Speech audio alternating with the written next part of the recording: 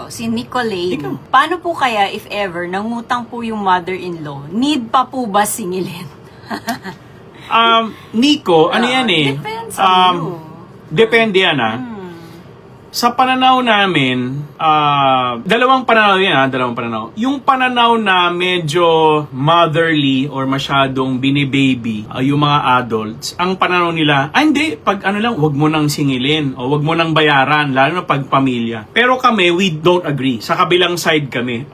The way to train your children or the way to train your kapatid, nanay, tatay na maging magaling sa pera is dapat pag inutang mo, bayaran mo. Pag sinabi mong nakatakda yung date, bayaran mo. So, sa RM, merong mga commenters na nagsabi, dalawang klase. So, yung isang klase, ay nako, pag utang yan RM ng pamilya, wala nang bayaran yan. Tama? You hear that a lot May ganun na mindset. Pero, meron ding tayong commenters.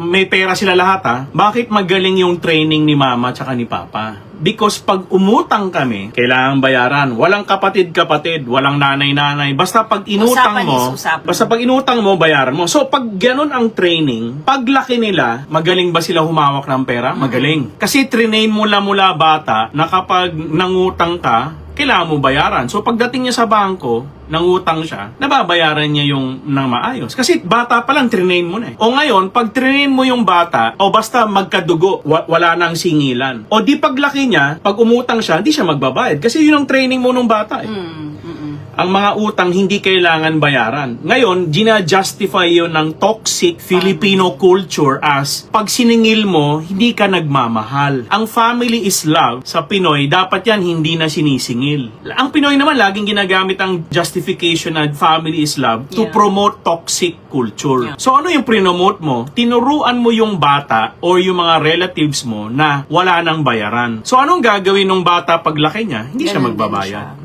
This is RM, Relationship Matters. Your online ninong and ninang saying, wag pera-pera lang ang pagkuha ng ninong at nina.